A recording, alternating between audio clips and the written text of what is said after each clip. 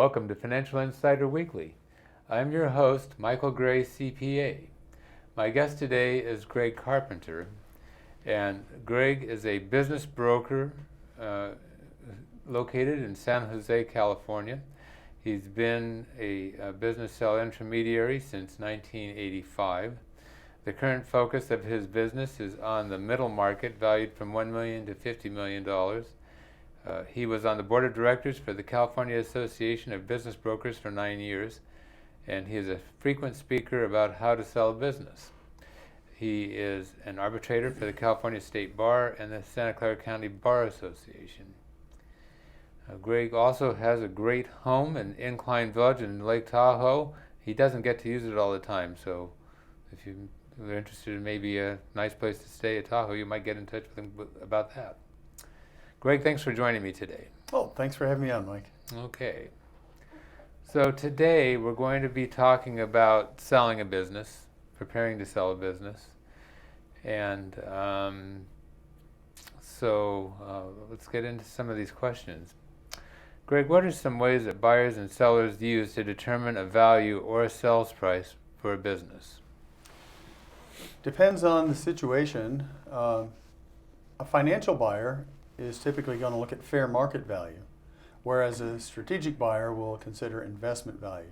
Now the difference is fair market value is the agreed price at which something changes hands between a buyer and a seller, both with a reasonable command of all the relevant facts and neither being compelled to buy or sell. Investment value, though, is the value to a specific buyer considering their complementary resources. That might be a considerably higher value than fair market value. For example, if a small company has local distribution of a product that it makes, its fair market value would depend on a capitalization of its income stream. However, if a company that has global distribution that can immediately start selling that product everywhere in the world would buy that, it would be worth a lot more to them than that because obviously they could drive the sales to be a multiple of the existing sales. So the seller should expect them to pay more. Mm-hmm. But typical valuation methods, again, depending on the situation, for a healthy, profitable business, typically a price to earnings multiple based on comparable sale data where you can see what similar companies sold for in terms of their price to earnings multiple, or a price to revenue multiple, or in the case of a business where growth is expected to be substantial, discounted cash flow, looking at future earnings discounted to the net present value. And for a business that's not very healthy and not making profit, then it might be the asset value. Mm-hmm. Before we maybe wander on a little farther with some of this stuff, why don't we talk for a couple of minutes about what is the market like now related to buying and selling businesses? So is it the seller favored, the buyer favored? What's going on? Well, in the lower middle market, which I'm going to stretch a little bit on the low end to go down to 1 million enterprise value, but many would consider 5 million enterprise value as the smallest, and up to 50 or even 100 million of enterprise value in the large end. There is a very scarce supply and an overly abundant demand to buy these businesses. There are over 2,300 private equity firms in the United States that presently have over $1.2 trillion liquid, and they are looking to buy privately held businesses. I get emails and phone calls every day. I even get gifts unsolicited in the mail, and they want us to send them as many deals as they can, and they're always looking for a business that has at least $1 million of EBITDA, earnings before interest, taxes, depreciation, and amortization. Some of them will go down as low as $500,000 now because it's so competitive to find anything that's good that they can buy. Mm. And the recurring theme in their selection criteria would be growth. Mm-hmm. The number one factor is they're looking for growth because they're investing typically institutional money, and they need to create value over a period of 5 to 7 years and then realize that value in the sale of the company to provide that kind of return that's going to be better than the public market can provide for their investors. Another recurring theme is recurring revenue. Mhm. So things where you provide a monitoring service, like monitoring for security alarms or fire protection, or a service that's required to be used by the end customer, such as a third-party inspection service, where you can get great margins because there are only a few companies that can do that type of inspection and have the certifications that your company has, and the client has to get it done for the end user. So they're looking for things where there are great margins, growth potential, and recurring revenue, and especially an established management team that will stay with the business when the owner or founder leaves. So these are things that are really important. Okay. Okay, so let's get back a little bit about valuation and so forth. What are some important assets and liabilities that typically aren't on a company's financial statements that you need to think about when you're buying a business? Well, the elephant in the room is goodwill. Uh-huh. And goodwill is the value over and above the tangible asset value. Goodwill is a function of generally of earnings and often growth potential and synergies with the acquirer. So for example, a typical business with earnings of $1 million in terms of EBITDA might sell for $4 million to $6 million, but it might only have assets of $1 million or $1.5 million. So all of that value over and above the asset value, that's goodwill. Some of that may be attributable to intellectual property that's owned by the business. It's pretty hard to hang a value just on the intellectual property itself, but its real value is in the income it can generate for the business.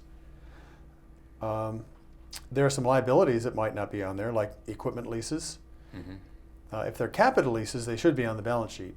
But if they're operating leases, then you'll only see the expense for the lease payment on the P&L. There won't be anything on the balance sheet, but it is a liability. If someone buys a company, they've got to somehow pay for that equipment. So that has to be taken into account. And oftentimes in smaller companies, they don't post all of the accruals until the end of the year. For example, accrued vacation pay might not show up on the monthly P&Ls for some companies. I'm sure since you're an accountant and you're a CPA, you have a few ideas yourself of things that typically don't show up on the balance sheet. What would you say? Yeah, well, I mean, a big thing, of course, is just like contingent liabilities. So, like warranties, for example, that a company may have. They have obligations that may not have been accrued or provided for. There's even possibilities, of lawsuits or other things that may sort of be hanging out there. Yeah, one that seems to come up and bite me every now and then is unearned revenue that's been collected. Okay. Like subscription revenue. Yes. Where they've paid a year's subscription in advance. The company has to deliver every month for whatever they're buying. Right. But often they don't show that as an asset and an offsetting liability for the unfulfilled subscription promise. So that's one that can sneak up on you as well. Right, right. So there's a lot of things, and when we talk about goodwill, there's, things that can be components, but I think that just one thing that people need to be aware of, and when they're thinking of value, is just the customer list. That really is a key item. I think years ago, Andrew Carnegie, first billionaire for our country, he said, if I lose everything, if I've got the customer list in a short period of time, I can be back in business and making some significant money. Good point. So it's really even more important than, in many cases, than the assets that are showing. People think that that's really where the value is that, these assets that are showing on your balance sheet. But there's an awful lot that doesn't really show on the balance sheet. And goodwill, in the sense of, is relationships. So it's not just the relationships with your customers, but the relationships that hopefully that some of your continuing employees are going to have with the other vendors and other referral sources and so forth in your community that are important sources of business. Sure, and part of the due diligence should be to somehow verify whether or not all those people expect to continue doing business with the company. Right. And then one other thing is the marketing system. So really what we're talking about is systems. Infrastructure. Systems of the business. And so there are things that may not have costed all that much to develop, you know. So if you have very talented marketing people in a company, you know, you can sit down and you can write a sales letter that can generate millions of dollars of business. It's not going to show up on the balance sheet, okay? So, so these are just things, you know, again, that are going to be part of the due diligence, and also that part of the sales process, that you, as a seller, you need to be able to point out what the value of these things are to people who are your potential buyers. You know, to really understand your business and where the value of it lies. Okay. Here's the next question. How should a business be operated differently when you're preparing to sell it? And if so, how? I usually advise people who are thinking about selling that they really need to operate the business as if they weren't selling it, in terms of keeping the revenue growing, keeping the profits up, keeping the employees happy, keeping the customers happy, and paying their bills on time, and all the sorts of things that you would do if you just were trying to do a good job of running the business. Some other things people need to do, though, is they really need to clean the business up, both from a physical point of view, a legal point of view, and an HR point of view, and a marketing point of view, so that the buyer can come in, to use a metaphor about a home, like a move-in ready home. Mm-hmm. The buyer isn't going to want to inherit your problems. Mm-hmm. As a seller, you really need to fix all those problems ahead of time. Some not too obvious problems to a seller might be that, well, gee, 2 customers make up 80% of your sales. Mm-hmm. That could be just fine with you because you've had a great relationship with these 2 customers for years and you expect them to keep doing business. But from the buyer's perspective, this is a very high risk situation. He's going to say to himself, wow, if I lose one of those customers, my revenues are going to go down 40%. Mm-hmm. The profits are going to go to nearly nothing. I won't even be able to pay my loan back that I used to buy the business. This is unacceptable. I can't buy this business. Right. So as the seller, you need to find all of the risk factors that the buyer is going to identify. You need to look at your own business through the eyes of a prospective buyer. Find all those risk factors and deal with them. Find all those problems and fix them. If you've got environmental issues, you need to fix them and you need to get in compliance. If you've got building code violations, if you built some new improvements inside and didn't get a permit for it, that's going to be a problem for the buyer. You better deal with it. When the buyer does his due diligence, he's not only going to try to verify that the earnings are there, but he's going to try to spot any risk factor that might make the business undesirable for him. And his advisors are going to try to find any problems or risk factors that the buyer can use to argue for a price renegotiation down, to compensate for those risks that he's going to have to deal with.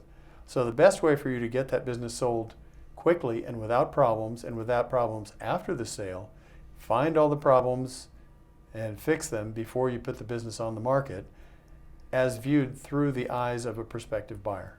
Yeah. So related to this, a lot of now this depends on, again, the scope of the business, the size of the business, and so forth. But an awful lot of people, when they're operating a business and they're an owner, they're trying to minimize their tax liabilities. And so a lot of their decisions are made in such a way, really to, if you will, to minimize the profit.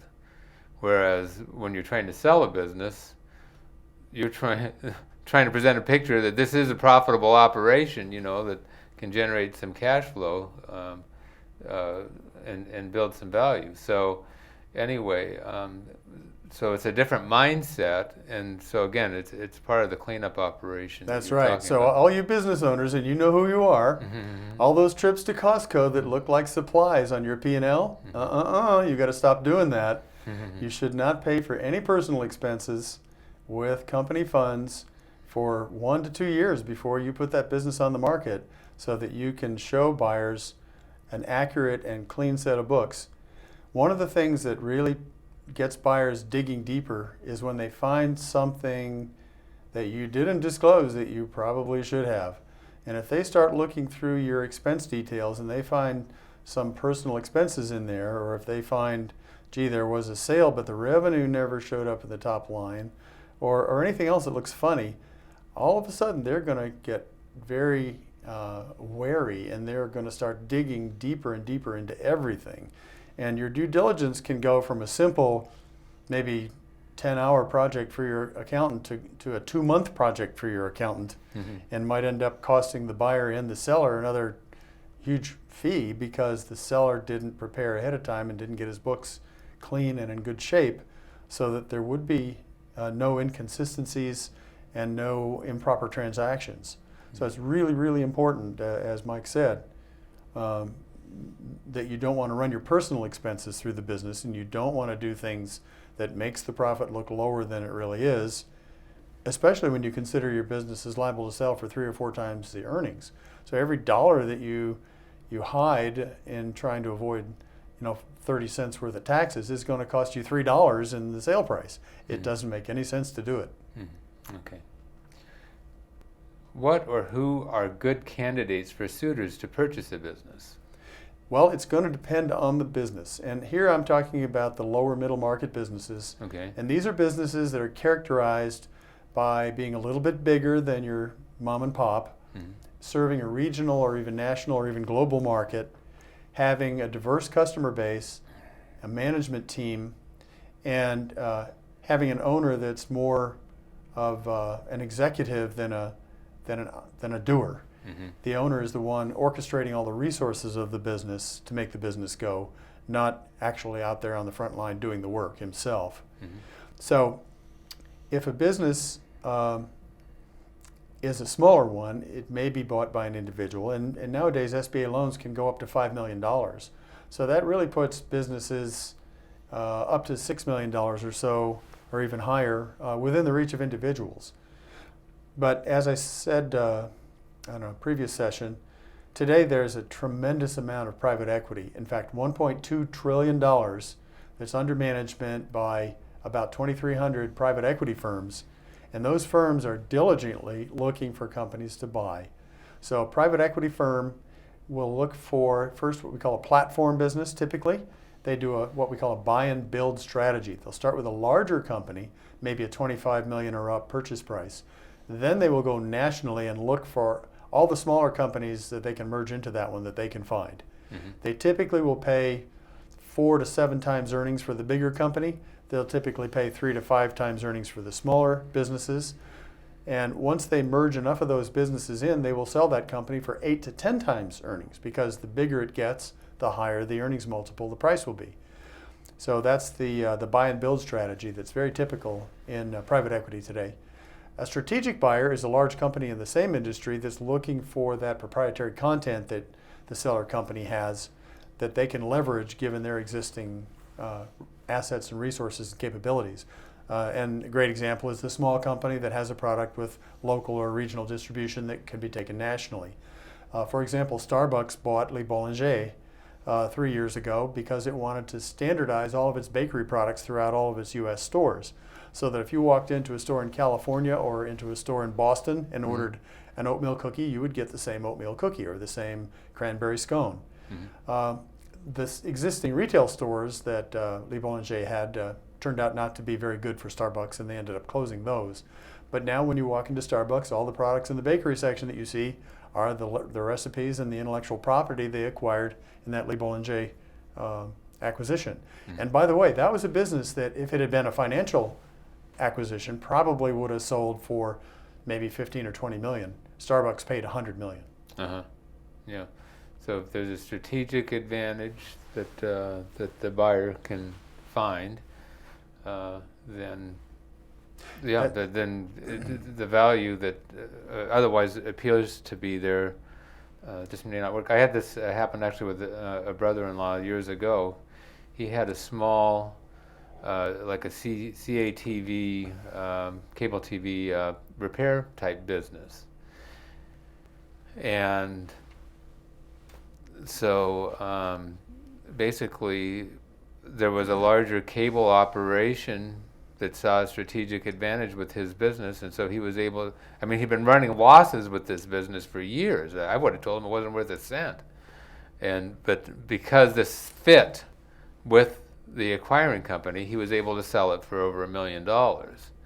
And so, so that just shows, that just like beauty, value is in the eye of the beholder. And that is the very definition of investment value versus fair market value. Yeah. It's the value for a specific investor given his complementary resources. Okay. Should I hire a business broker to help to sell my business? And what can I expect to pay for it? What are the benefits of using the business broker? One of the basic principles that buyers use to evaluate a business is the trend of sales and profits. The business owner typically is involved full-time in keeping that trend at least level, or hopefully growing.